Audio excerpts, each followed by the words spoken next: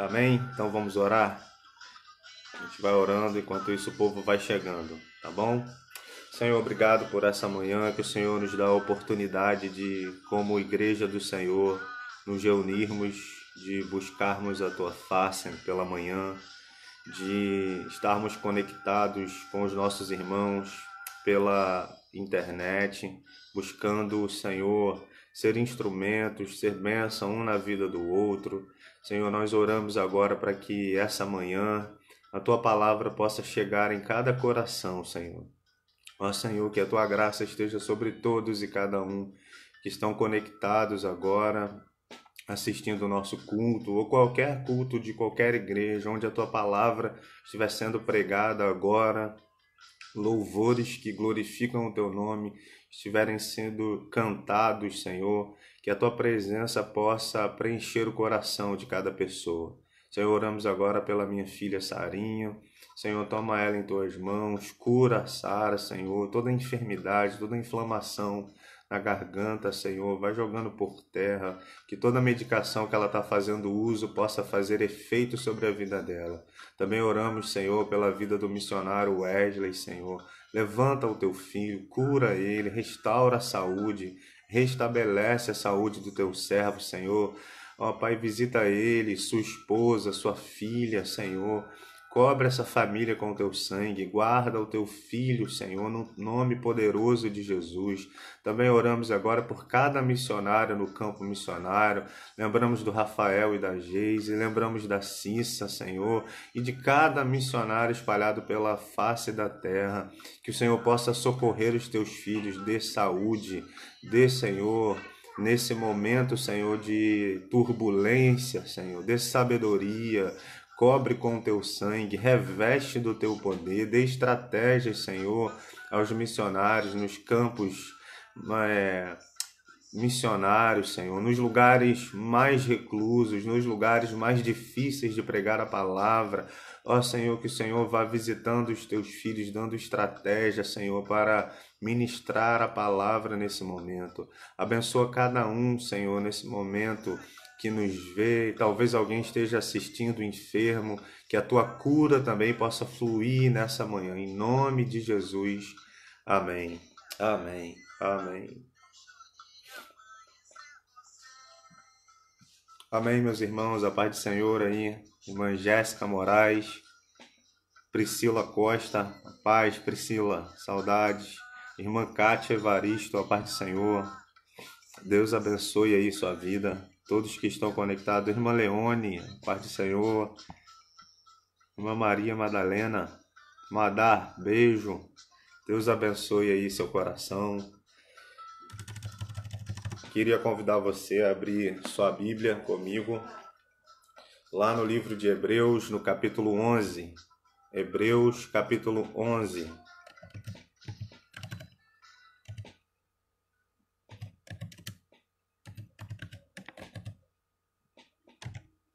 Hebreus, capítulo 11. Hebreus 11, versículo 7.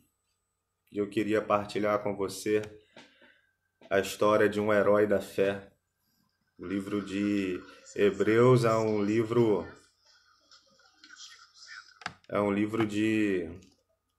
que fala sobre os heróis da fé. Esse capítulo 11 é chamado de Galeria dos Heróis da Fé. Por isso eu escolhi nessa manhã, orando desde ontem, já pensando nessa palavra, naquilo que Deus queria trazer ao nosso coração. E aí entendi de Deus de ministrar essa palavra sobre a vida de Noé. E é sobre a vida de Noé que nós iremos falar nessa hora, sobre a vida de Noé que queremos partilhar nesse momento. Então, Hebreus 11, capítulo 11, versículo 7. Hebreus 11, 7. Diz assim a palavra do Senhor. Pela fé, Noé, divinamente instruído a respeito de acontecimentos que ainda não se viam, e, sendo temente a Deus, construiu uma arca para a salvação de sua família. Assim ele condenou o mundo e se tornou o herdeiro da justiça que vem da fé. Amém. Agora convido você a ir lá em Gênesis capítulo 6. Gênesis capítulo 6, a partir do versículo 9. Gênesis 6, versículo 9. Diz assim, Gênesis 6, versículo 9. Estas são as gerações de Noé. Noé era homem justo e íntegro entre os seus contemporâneos. Noé andava com Deus. Gerou 3 filhos, Sem, Cã e Jafé. E a terra estava corrompida à vista de Deus e cheia de violência. Deus olhou para a terra e eis que estava corrompida, porque todos os seres vivos haviam corrompido o seu caminho na terra. Então Deus disse a Noé: resolvi acabar com todos os seres humanos, porque a terra está cheia de violência por causa deles. Eis que os destruirei juntamente com a terra.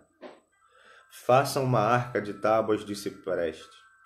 Nela você fará compartimentos e revestirá com betume por dentro e por fora. Agora o versículo 22. Foi o que Noé fez, conforme tudo o que Deus lhe havia ordenado, assim ele fez. Então preste atenção nessa história de Noé, que eu gostaria de compartilhar com você nessa manhã. O teólogo Dwight Moody, foi um teólogo congregacional, ele descreveu a situação em que Noé vivia da seguinte forma. Ele disse que os seres humanos do tempo de Noé estavam da seguinte forma: a depravação era muito difundida e era interna, contínua e habitual. O homem era inteiramente corrupto, mau de coração e na conduta. Não havia nada de bom nele. Toda a inclinação dos seus pensamentos e a imaginação era completamente fora da linha da vontade de Deus. A carne estava no trono. Deus foi esquecido e francamente desafiado. O que Moody está nos ensinando e a visão que ele tem, o ponto de vista que ele tem sobre a situação da humanidade na época de Noé, é o que o teólogo João Calvino vai dizer sobre depravação total. O mundo estava totalmente depravado, o mundo estava totalmente perdido, o mundo estava totalmente vivendo longe da vontade de Deus. Como o apóstolo Paulo diz ali em Efésios, no capítulo 2, a humanidade ela estava e está seguindo o curso da sua carne, da sua própria vontade, seguindo o curso do príncipe das potestades do ar, do inimigo. Então, o homem ele vivia e vive hoje, o homem sem Deus, para fazer a sua própria vontade, a vontade do inimigo e a vontade do mundo. Então, o homem vivia assim, longe de Deus. E diante desse caos que a humanidade vivia, a maldade, ninguém pensava no outro, não havia amor ao próximo, só havia o desejo de viver para sua própria vontade, de viver baseado naquilo que lhe dá prazer. Essa era a humanidade da época de Noé. Mas a Bíblia declara que diante dessa situação, Noé achou graça diante de Deus. Noé foi alguém que Deus olhou e a graça de Deus alcançou Noé. E é por isso que a gente vai ver que Noé faz parte aqui de Hebreus capítulo 11, da galeria dos heróis da fé. Então nessa manhã eu gostaria de traçar um perfil de Noé e entender com vocês o que é que a gente pode aprender com essa história de Noé. O que Noé tem a nos dizer. O que a vida de Noé, o que o testemunho da vida de Noé acrescenta na nossa vida?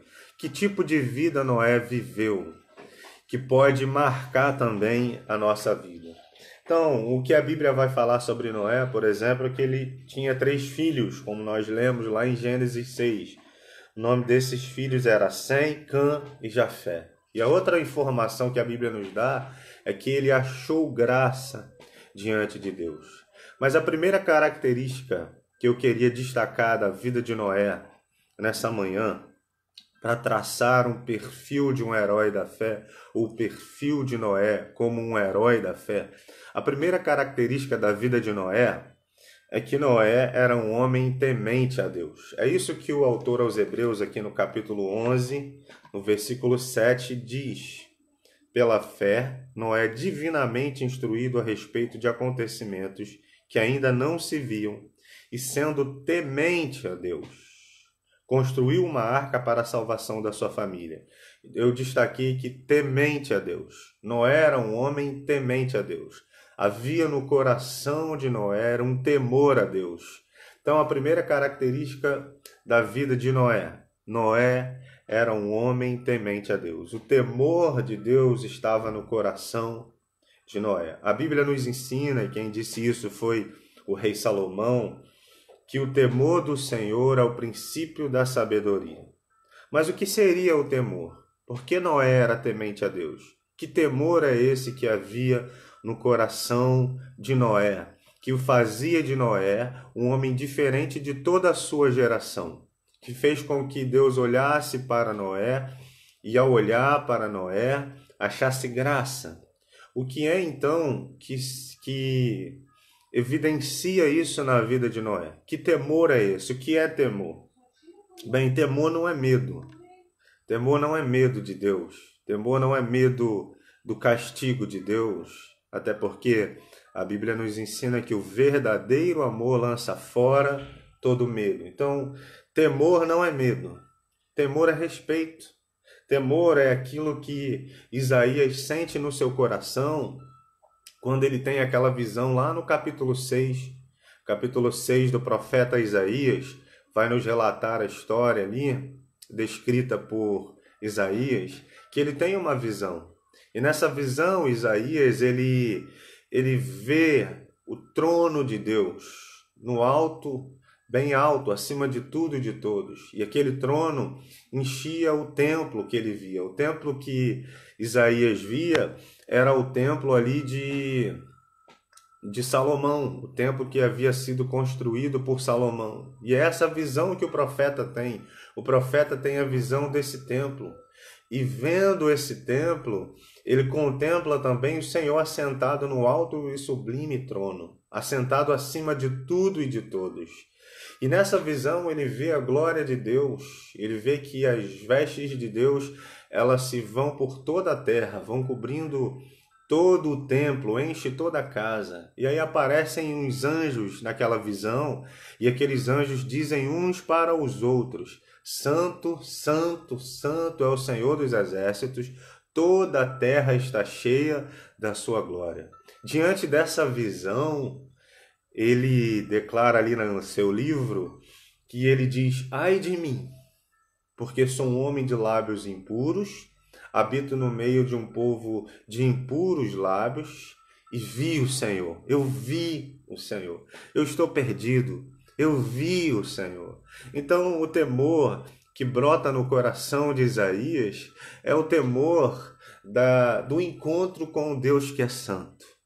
É olhar para a glória de Deus que enche o templo, que enche toda a terra, né, como ele vê em sua visão, e faz ele olhar para ele mesmo e se ver perdido.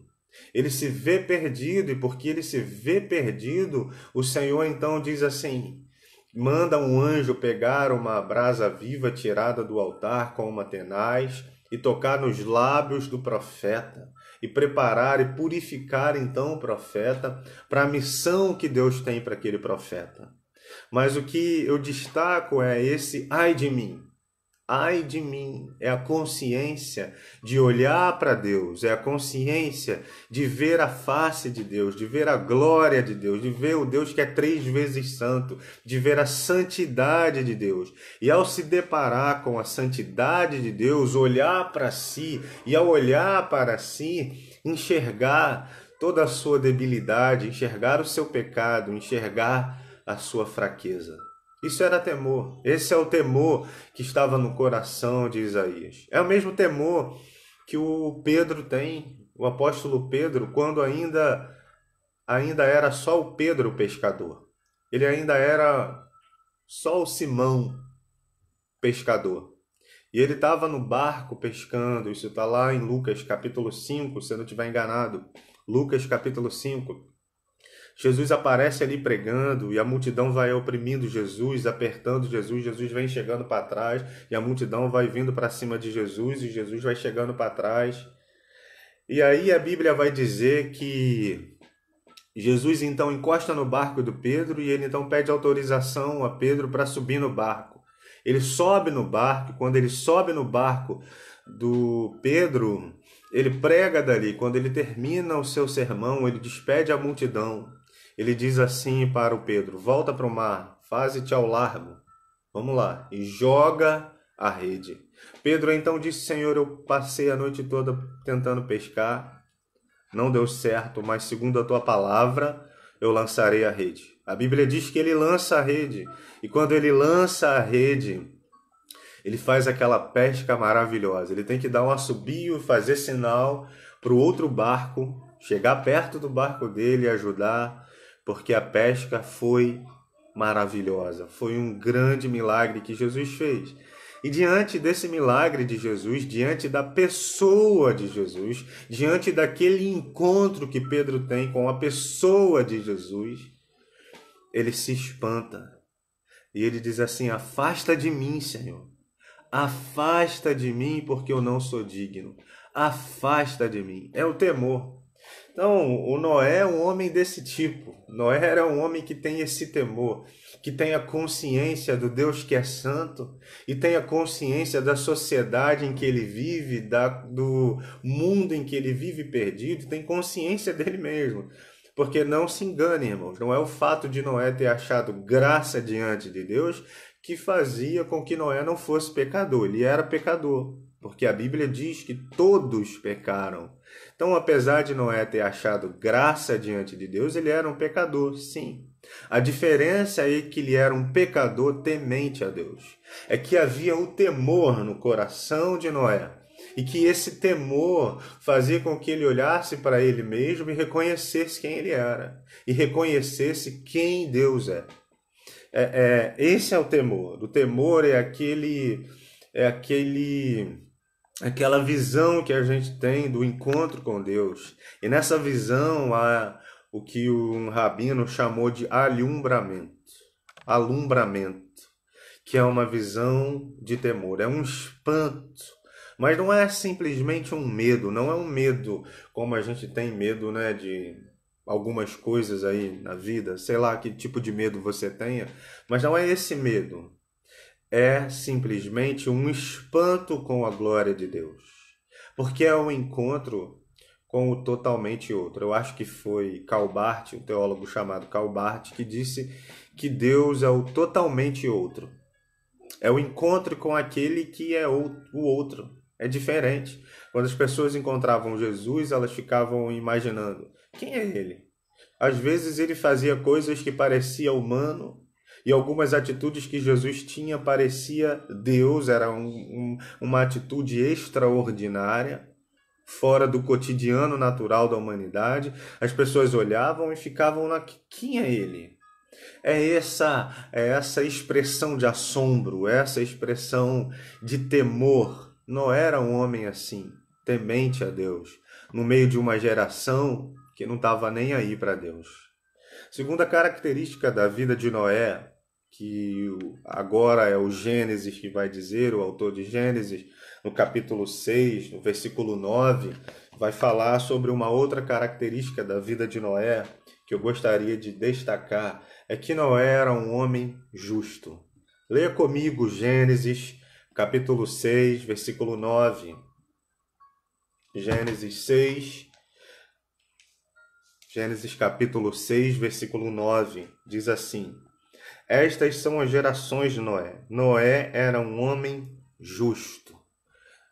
Noé era um homem justo. O teólogo Moody, que eu já citei agora há pouco, foi um teólogo congregacional. Moody disse que a palavra justo aqui é no hebraico. Você sabe que o Antigo Testamento, o livro dos Gênesis, por exemplo, que está no Antigo Testamento, foi escrito no hebraico. E a palavra que Moisés usou para escrever que Noé era um homem justo, a palavra é sadik. Sadik descreve o caráter de Noé, conforme se manifestava em relação aos outros seres humanos. Ou seja, Noé era diferente dos outros seres humanos. Em que sentido? Ele era justo. Isso tem a ver com a palavra sadik, tem a ver com honestidade, honra. Ele era um homem honrado, ele era um homem honesto. E isso se evidenciava no comportamento dele diante de todo o comportamento da humanidade no período de Noé. Noé se destaca por causa da sua honradez. Noé se destaca por causa da justiça, né, que ele encontra, a justiça que vem da fé. Ele é um homem justo, ele é um homem honrado, ele é um homem de equidade. E aí a gente olha para o mundo hoje, e quando a gente fala de ser justo no mundo de hoje, a gente pensa em quê? É muito complicado hoje. Na verdade, é muito complicado a questão de ser justo, de ser honesto, de ser honrado. Eu lembro uma vez de ver um vídeo que estava circulando no WhatsApp, acho que foi ano passado que eu vi esse vídeo, e nesse vídeo relatava uma loteria, uma casa lotérica. E nessa casa lotérica havia ali apenas o caixa da casa lotérica e uma senhora que estava pagando uma conta. Aquela senhora, então, ela vai pegar a carteira dentro da sua bolsa, e ela, ao pegar a carteira dentro da sua bolsa, ela retira o dinheiro para poder pagar a conta, junta o dinheiro com a conta e pega a carteira e joga na bolsa, mas ela não vê, a carteira cai fora da bolsa e cai no chão. Quando aquela carteira cai no chão, atrás daquela senhora tinha um senhor, um idoso, bem idoso, gente, bem idoso. Ao olhar para aquele idoso, eu jamais teria a imaginação de que aquele idoso conseguisse agachar. Mas ele olha a carteira, ele tem a capacidade de se agachar, pegar a carteira, olhar para um lado e para o outro, viu que não tinha ninguém vendo, e ele coloca aquela carteira no bolso e ele leva para si. Ou seja, um senhor de idade, bem velhinho, idoso, mas um mau caráter. Não era justo. Não era diferente disso. Não era um homem honrado. Não era um homem justo. Um homem que decidiu não se corromper diante da situação que a humanidade vivia naquele período. Nós também podemos decidir não nos corrompermos no nosso dia a dia. É muito fácil a gente falar de política, é muito fácil a gente criticar o outro, é muito fácil a gente falar do outro, que o outro isso, que o outro aquilo. Mas eu lembro uma vez de conversar com um colega num cartório aí lá de trás, que eu fiz um serviço pela empresa que eu trabalhava. Eu trabalhei numa empresa de informática, então eu passei por muitos cartórios prestando serviço. E eu lembro de, em um desses cartórios, estar conversando com algumas pessoas, funcionários do cartório, e o debate era sobre política, era sobre quem era o candidato honesto, quem não era o candidato honesto. E aí eu falei, é muito fácil a gente falar de quem é e quem não é, mas e a gente? E nós? Quando é que a gente fala de, não, mas eu vou votar no fulano porque o fulano é honesto. Mas e você? E eu? E aí aquele funcionário do cartório falando, metendo malho em um monte de candidatos e falando que só o dele era honesto. E aí eu falei, e você, é honesto? Que ele olhou para mim assim e falou, como assim, pastor? Eu falei, você já imprimiu alguma conta sua para pagar aqui no cartório? Aí ele falou, já imprimi a conta do celular. Eu falei, e o dono do cartório deixou? Você pediu a ele? Que aí ele ficou assim assustado e as pessoas que estavam ouvindo, eu falei, pois então, qual é o nome disso aí? Não é roubo? Você pegou e usou uma coisa que não era sua, não pediu a ninguém, fez o que queria, achando-se no direito de fazê-lo, mas na verdade você fez sem autorização do dono do cartório. Isso é roubo ou não é? Então a gente precisa olhar a nossa própria vida, porque Noé vai nos ensinar a sermos honrados, a sermos honestos, a sermos justos no nosso dia a dia. As coisas mais simples do dia a dia. E é nas coisas mais simples do dia a dia que a gente precisa mostrar que o nosso caráter era como o de Noé, justo, que Deus pode olhar para nós e também nos achar como homens e mulheres honrados para a glória de Deus. Terceira característica da vida de Noé é que Noé era um homem íntegro. O capítulo 6 de Gênesis, versículo 9, diz isso. Noé era um homem justo e íntegro. Então Noé também tinha integridade. Pastor, não é a mesma coisa, justiça e integridade? Mas a Bíblia faz questão de colocar uma palavra ao lado da outra. Então eu gostaria de destacar essa palavra integridade, que no hebraico Moisés usou a palavra tamim. Tamim significa íntegro. Descreve um produto perfeito de um construtor sábio. É inteiro, completo e perfeito. Então, o que é íntegro? É uma coisa que é perfeita, uma coisa que é completa, uma coisa que lembra inteireza, está inteiro, está completo, acabado.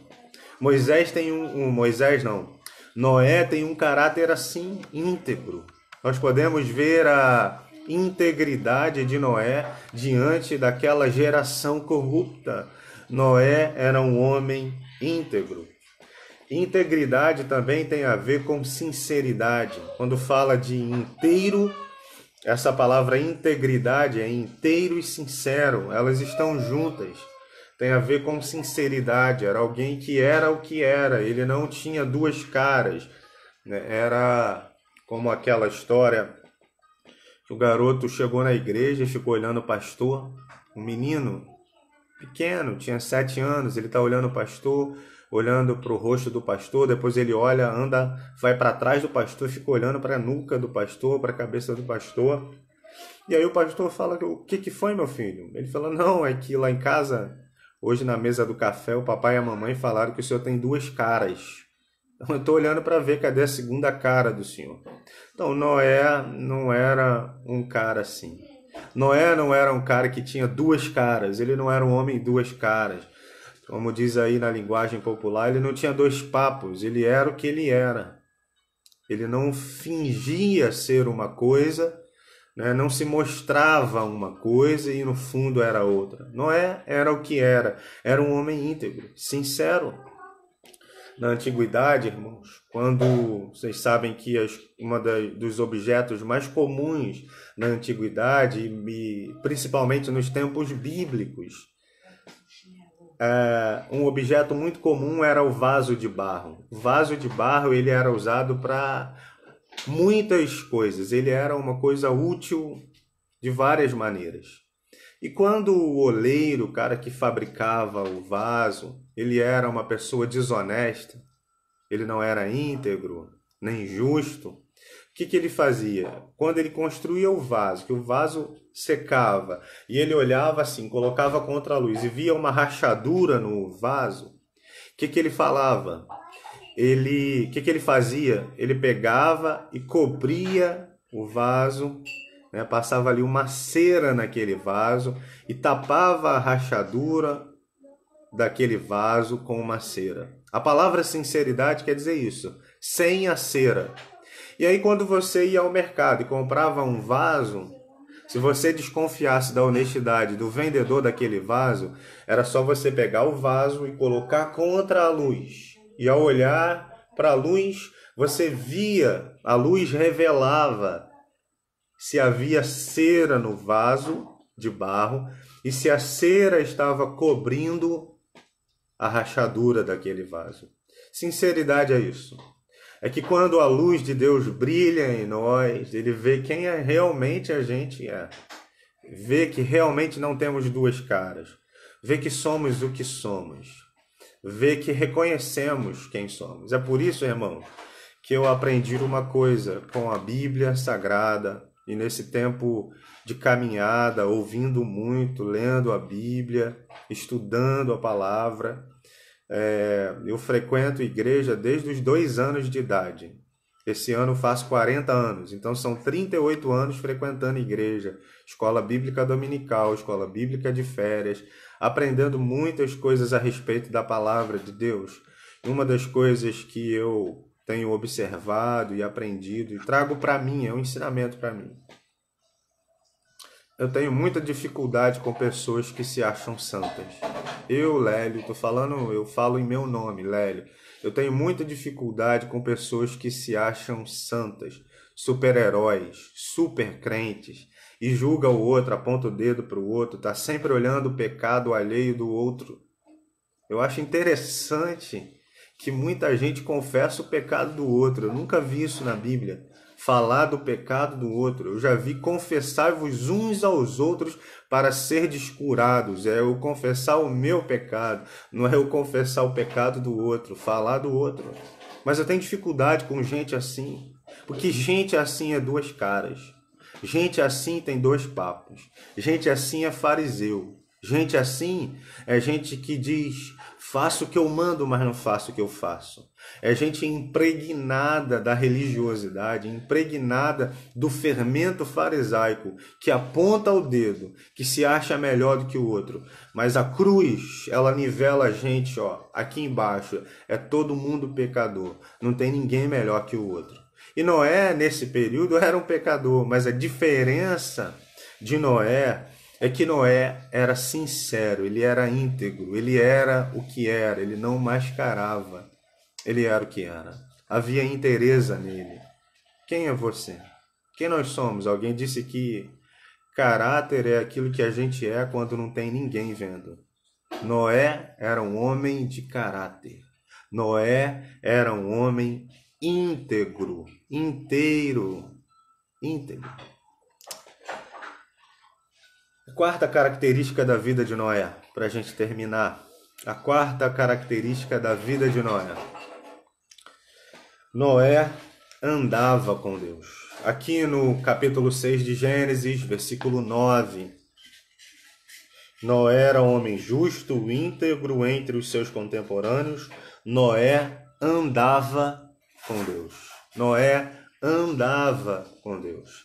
É interessante perceber que a palavra andar com Deus, no contexto bíblico e no contexto de Hebreus, você lembra que o meu texto base para essa pregação é Hebreus 11, versículo 7. Hebreus 11, 7, que coloca Noé na galeria dos heróis da fé.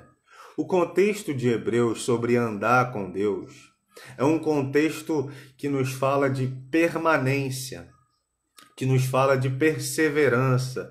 O que está nos ensinando, o que o texto bíblico está nos ensinando é que Noé começou a andar com Deus e permaneceu andando com Deus.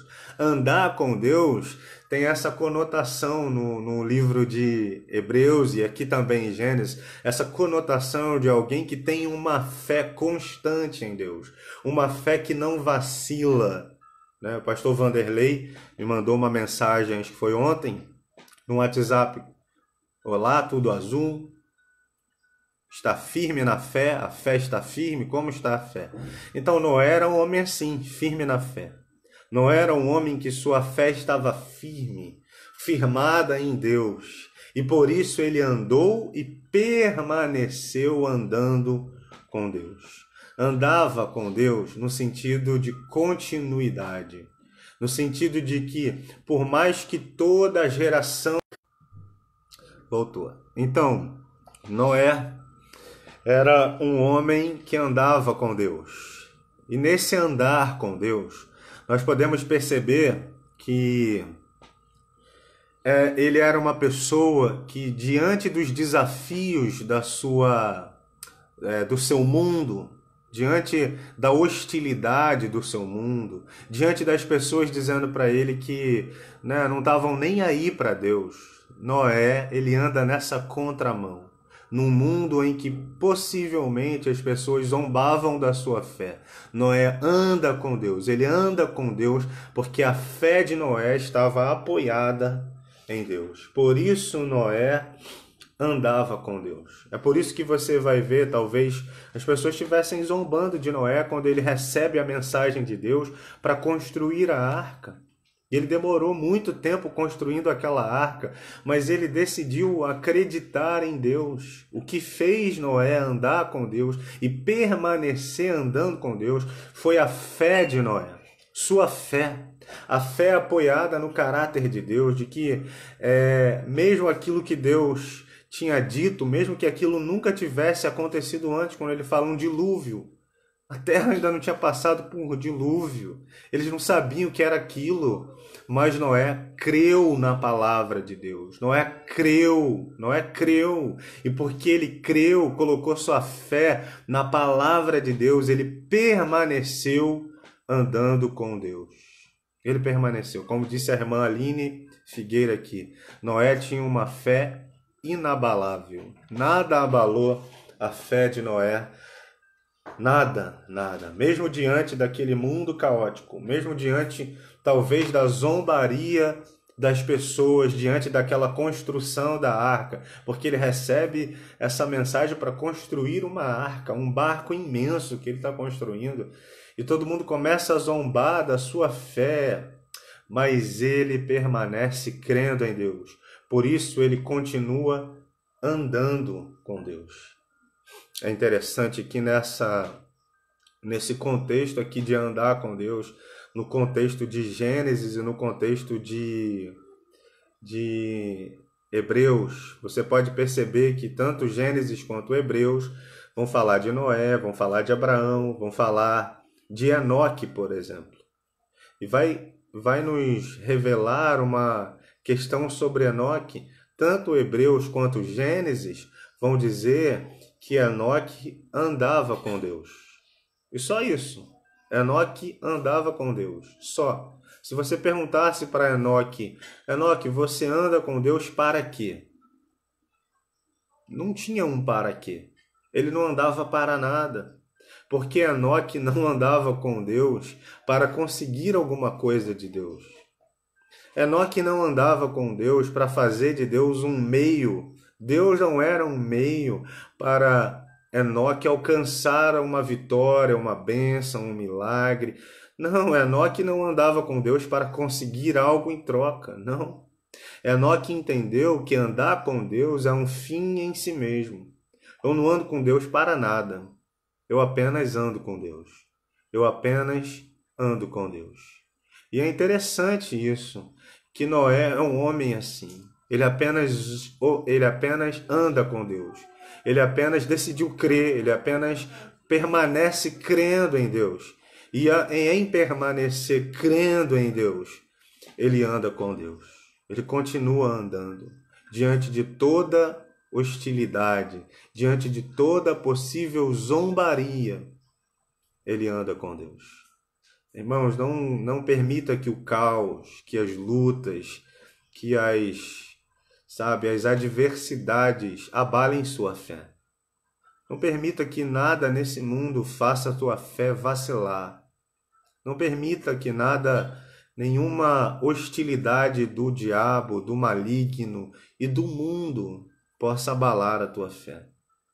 É assim que Paulo e Silas, lá em Atos capítulo 40, e à meia-noite, com os pés acorrentados, se levantarem e orarem. Então é assim que a nossa fé deve ser como a fé de Paulo e Silas, uma fé que encara a hostilidade e permanece de pé. Paulo e Silas podiam ter dito para Deus assim: poxa, Deus, desculpe a expressão, irmãos, né? Mas eu falo português, claro. O Senhor está de sacanagem com a gente. O Senhor está de brincadeira. Não é possível que o Senhor... Não é possível, o Senhor tá zoando com a minha cara. Paulo e Silas podiam ter dito isso para Deus. Seria uma queixa legítima. Na quarta-feira eu preguei sobre apresentar a Deus nossas queixas. Eles podiam ter apresentado a queixa a Deus. Era um sentimento legítimo. Eles poderiam ter dito: o Senhor está de brincadeira, o Senhor está zoando, o Senhor está tirando com a minha cara, como diz lá em São Paulo, o Senhor está tirando com a minha cara, Deus. Está tirando. Porque eu venho para cá pregar o evangelho, a Lídia já se converteu, já está rolando culto na casa da Lídia, já plantamos a igreja lá, a igreja dos Filipenses, plantada na casa da Lídia, uma vendedora de púrpura, que Paulo e Silas anunciaram o evangelho e ela se converte e leva eles para a casa deles. E aí a igreja começa ali, a igreja dos Filipenses. Paulo e Silas já começaram a igreja. Tinham libertado uma menina possessa de um espírito demoníaco. Eles podiam ter falado: Senhor, a gente plantou uma igreja, libertou uma pessoa do poder de Satanás, e agora a gente vem parar aqui nessa masmorra fétida, nesse lugar fedorento. Tomamos uma surra, uma quarentena. Estavam com as costas chicoteadas, tinham tomado uma sova, estavam ali surrados. Podiam ter dito isso para Deus, mas a fé inabalável de Paulo e Silas fez com que eles permanecessem andando com Deus, fez com que eles não questionassem a Deus, fez com que eles simplesmente se levantassem e adoraram a Deus. É uma fé inabalável que nos faz não apenas andar com Deus, mas permanecer andando com Deus. Essa é a fé de Noé. A fé que o leva a permanecer andando com Deus, quando ninguém não estava nem aí para Deus. Uma quinta característica da vida de Noé. Noé ouviu a voz de Deus. Gênesis 6, versículo 13. Então disse Deus a Noé. Deus fala com Noé. Deus fala, e não apenas fala, mas Noé ouve a voz de Deus. Mas a coisa mais difícil que tem é ouvir a voz de Deus. Eu lembro disso, eu lembro de uma aula no seminário, meu professor no seminário, pastor Antônio Felisberto, foi pastor da Igreja Congregacional de Queimados. Pastor Antônio Felisberto, ele dizia: eu não entendo essas pessoas que falam o tempo todo: Deus falou comigo, Deus falou comigo, Deus falou comigo. E Deus falou comigo, eu cheguei, Deus falou comigo, Deus falou comigo. Ele falou: meu amigo, para Deus falar comigo é uma luta. Ele disse: eu vou para o quarto, eu pego minha Bíblia, eu me jogo de joelho, eu leio a Bíblia, eu não entendo, eu começo a orar, eu começo a chorar, eu começo a falar: Deus fala comigo, fala comigo, fala comigo. E são muitos minutos de oração buscando a Deus até que a voz de Deus me é nítida ao coração, eu começo a entender a palavra de Deus. Ouvir a voz de Deus não é fácil, mas é possível. Não é fácil, mas é possível. Eu trago uma verdade no coração. Eu ouvi uma palavra de dois pastores, um pastor tradicional e um pastor neopentecostal. Um pastor tradicional, ele disse: tome cuidado com essas pessoas que ouvem a voz de Deus o tempo todo. Pessoa que disse: Deus falou o tempo todo Deus é o seguinte. Toma cuidado com aquelas pessoas que dizem que são de Deus, que andam com Deus, mas que nunca ouviram a voz de Deus. Então, eu trago essa marca. Quem diz que ouve a Deus o tempo todo, esse cara ou ele é meio doido, ou é de verdade, ou ele ouve mesmo. Mas quem diz que é de Deus e anda com Deus e não ouve a Deus, você também desconfia. Então o meio termo, o equilíbrio é o melhor. Deus fala, é uma realidade, Deus fala, mas ele não fala com gente displicente. Não era alguém sensível à voz de Deus. Deus fala, Deus fala, mas ele fala com quem quer ouvir. Ele não fala com gente que diz, Deus fala, mas está mandando mensagem no WhatsApp. Deus, tô orando, tô ouvindo, fala comigo. Mas o cara tá ali no Facebook, tá no Instagram, ele para um pouquinho, volta a falar com Deus, aí deixa Deus no stand-by, aí vai olhar a mensagem do WhatsApp, ele volta a falar com Deus. Deus não fala com gente assim. Deus fala com gente que lhe dá prioridade. Deus fala com gente que deseja ouvir sua voz. Gente sensível à voz de Deus. E como ouvir a voz de Deus num momento tão crítico como o nosso? Num momento onde há muitas vozes falando, onde a gente dizendo tantas coisas sobre a crise, onde a gente dizendo tantas coisas sobre a pandemia. Como ouvir a voz de Deus? É preciso silenciar o mundo. Por isso que Jesus, quando ensina a orar, você já percebeu? Os discípulos nunca pediram para Jesus ensinar nada a eles. Só uma coisa eles pediram. Na caminhada dos apóstolos com Jesus, eles não pediram, Senhor, ensina a gente a fazer milagre.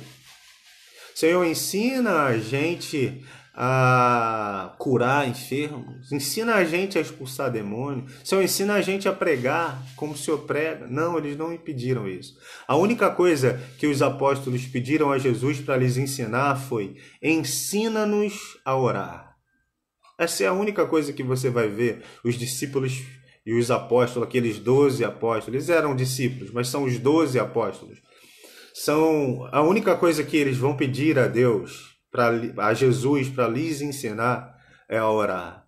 E a primeira coisa que Jesus disse é: fecha a porta do teu quarto, entra no teu quarto e fecha a porta do teu quarto, porque o teu Pai que te vê em secreto te recompensará. Fechar a porta do quarto é fechar a porta para o mundo lá fora, é entrar no lugar secreto, é entrar num lugar recluso, eu e Deus.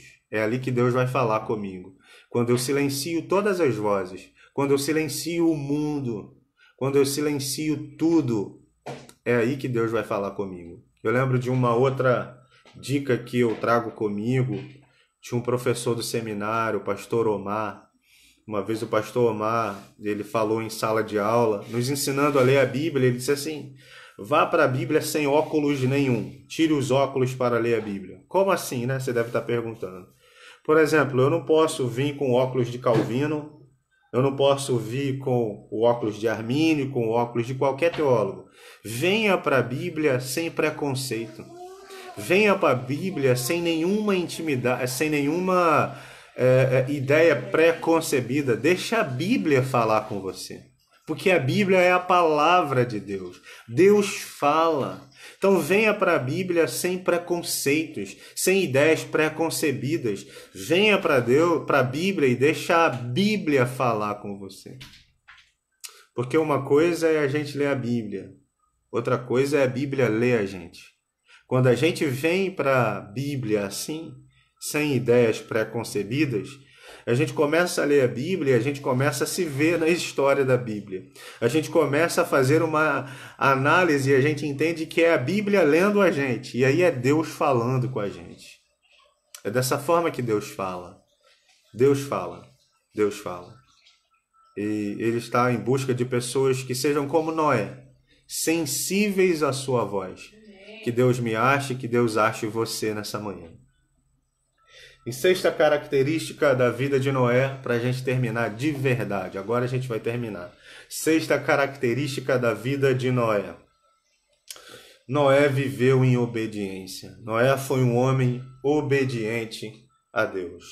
Deus então manda Noé, aqui no capítulo 6 de Gênesis.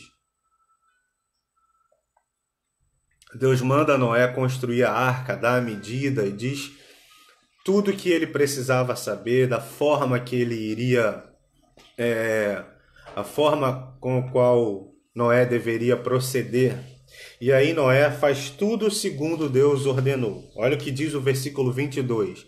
Gênesis 6, versículo 22. Foi o que Noé fez, conforme tudo o que Deus lhe havia ordenado, assim ele fez.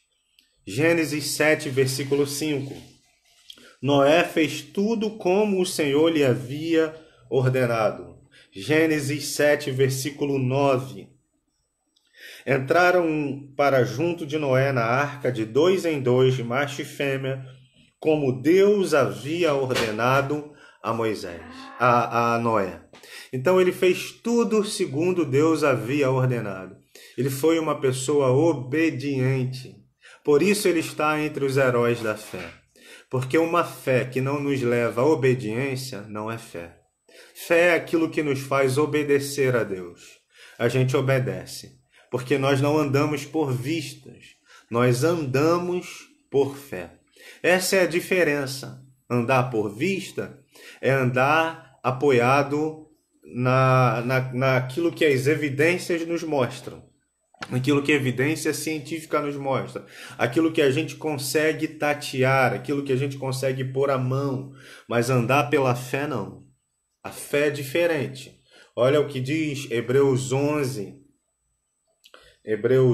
versículo 1, a parte B. Hebreus 11, versículo 1, a parte B do versículo 1. Diz que a fé é a convicção de fatos que não se veem. A convicção, eu estou certo. Eu não vejo, mas estou certo. Noé não via a chuva, ele não sabia de chuva. O povo não conhecia chuva naquela época, muito menos um dilúvio. Mas ele constrói a arca, mesmo não vendo, mesmo não sabendo, mesmo não tendo provas físicas, mas pelos olhos da fé ele constrói, porque a fé dele estava apoiada no caráter de Deus, na palavra de Deus. Ele sabia que se Deus tinha dito, assim o seria, por isso ele crê. A fé é isso, a convicção das coisas que não se veem, mas se esperam. Quando Deus prova a fé de Abraão, termino com essa história. Quando Deus prova a fé de Abraão, e ele pede a Abraão, então, o seu filho. Você sabe que Abraão é aquele homem que Deus o chamou, fez promessas a ele, prometeu terra, prometeu dar a ele uma família extensa, dar a ele muitos, que a família, a descendência dele seria como a areia do mar ou como as estrelas nos céus, incontáveis. E aí ele tem o filho da promessa, que é Isaac. E quando esse menino tem 17 anos, aproximadamente 17 anos, um adolescente entrando na sua juventude, Deus pede a Abraão que lhe ofereça esse menino em sacrifício. Então ele vai subir o monte para oferecer aquele menino. E ele vai andando, ele acorda de madrugada e ele chama o menino, chama seus empregados e eles vão. E quando chega no pé do monte que Deus lhe pede para sacrificar, se não estiver enganado é o Monte Moriá, quando eles estão ali no pé do Monte Moriá, ele diz para os seus empregados: fiquem aqui, porque eu e o menino subiremos, adoraremos e voltaremos. Deus não pediu para ele sacrificar o filho?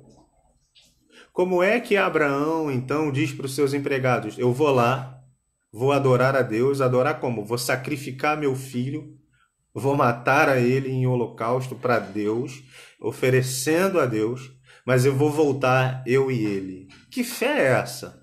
Que absurdo é esse de fé de Abraão? O que Abraão está dizendo é: eu não sei o que vai acontecer. Por quê? Porque naquele período ninguém havia ressuscitado ainda. Mas de alguma forma Abraão creu que ia sacrificar o filho. Sim, mataria o filho em holocausto, oferecendo ele a Deus, mas de alguma forma Deus iria restituir seu filho a ele. Deus iria ressuscitar o menino, mesmo que Abraão não soubesse o que era isso, porque ninguém havia ressuscitado naquela época. Mas Abraão crê que Deus vai ressuscitar. Porque ele diz: subiremos, adoraremos e voltaremos. E aí você conhece o final da história. Ele vai, sobe, e quando ele vai empunhar a faca contra o menino, a Bíblia diz que Deus diz do céu: não faça tal coisa. E aí aparece um cordeiro, Deus proveu o cordeiro e ele volta com o menino conforme ele tinha dito. A fé de Abraão é essa fé que obedece porque está baseado não naquilo que é visível e palpável, mas está baseado na palavra de Deus. Está baseado em Deus, no caráter de Deus. E por isso a fé não é por vista, não é por aquilo que vemos, mas cremos na palavra de Deus, porque nosso Deus é o Deus que fala. Amém? Que Deus te abençoe nessa manhã, que a palavra de Deus possa chegar ao teu coração e te abençoar. Que Deus encontre em você, encontre em mim, em cada um de nós, homens e mulheres à semelhança de Noé. Gente temente a Deus. Gente que ouve a voz de Deus. Gente que anda com Deus. Gente íntegra, gente justa e gente que obedece a Deus, que anda em obediência. Gente que anda pela fé. Uma fé que nos leva a obedecer. Deus abençoe sua vida e onde eu não fui capaz de me fazer entender, que o Espírito Santo de Deus possa alcançar teu coração, me traduzir a você, porque o importante não é o que eu falo, o importante é o que Deus quer ministrar a você e falar a você. Eu espero que Ele fale. Vamos orar? Vamos orar. Vamos buscar a Deus. Vamos clamar a Deus nesse momento. Que Deus nos dê um domingo abençoado. Senhor, obrigado por essa manhã, obrigado por esse tempo precioso de ministrar a Tua palavra. Te peço agora que Tua mão se mova e alcance cada vida agora, abençoando, trazendo cura para aqueles que precisam de cura, trazendo restauração para aqueles que precisam de restauração, transformação, libertação, salvação, que o Senhor possa operar. Que o Senhor também possa olhar para nós e, se por acaso o Senhor nos vê com uma fé vacilante, que a nossa fé possa ser restabelecida, restaurada, reestruturada no Senhor. Que a nossa fé seja inabalável, que a nossa fé esteja em Ti, que a Tua mão e o Teu mover esteja sobre nós.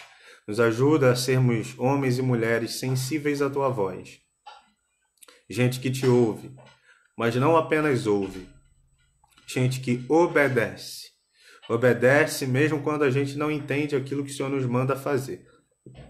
Mesmo que a lógica não nos faça entender aquilo que o Senhor nos ordena fazer. Senhor, que a gente obedeça. Essa é a minha oração. Em nome de Jesus. Oramos agora, oramos pela nossa nação.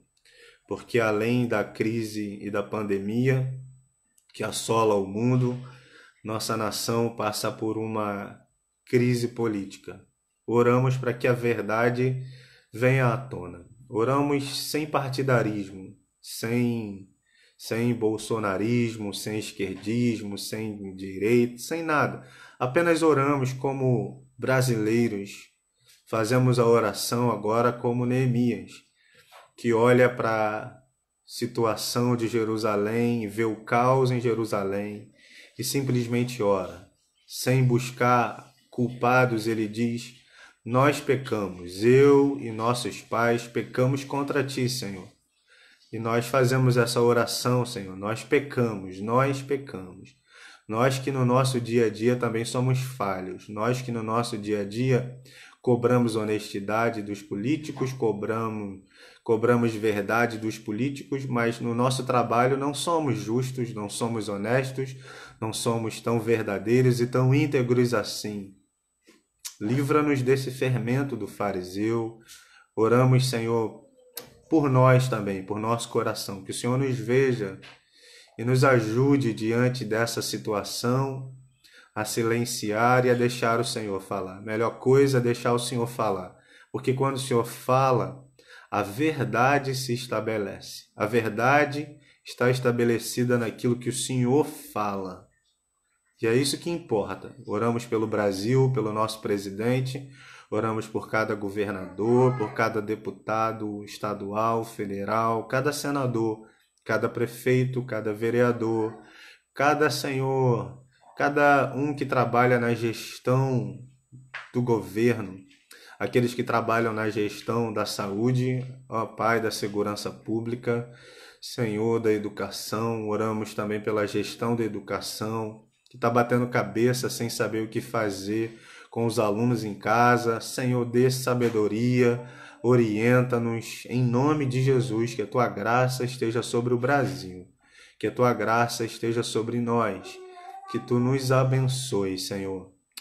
Ó Pai, nós oramos para que um dia a nossa nação se curve diante do Senhor, não por imposição, mas pela conversão, não por lei, não por nada que seja imposto pelo homem, mas pelo milagre da conversão, que a nossa nação se dobre diante do Senhor.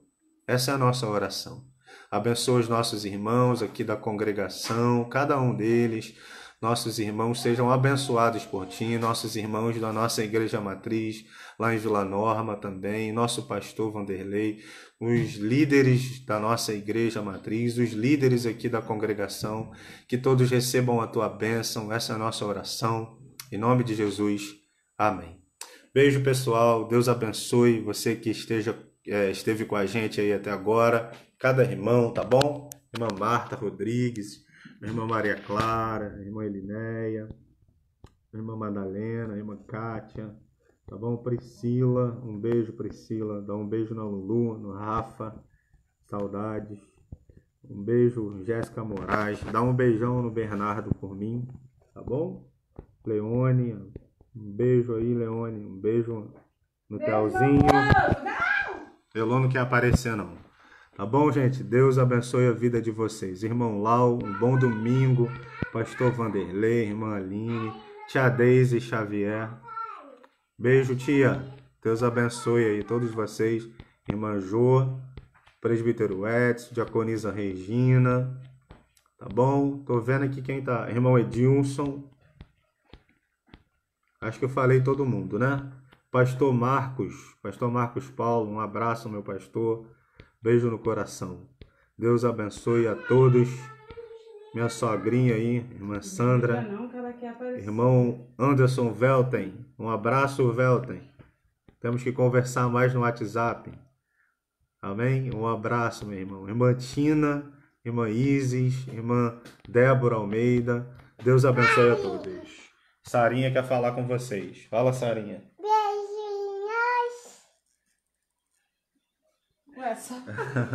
Logo mais às 19 horas, irmãos, na fanpage da ESC de Vila Norma, nosso culto com o nosso pastor Vanderlei, às 19 horas, 7 horas da noite. Então esteja conosco, nós aqui também estaremos ligadinhos. Beijo no coração, a paz do Senhor Jesus a todos. Bom domingo abençoado. Como é que a gente fala, Sara? Beijinhos. Beijinhos. Paz, gente.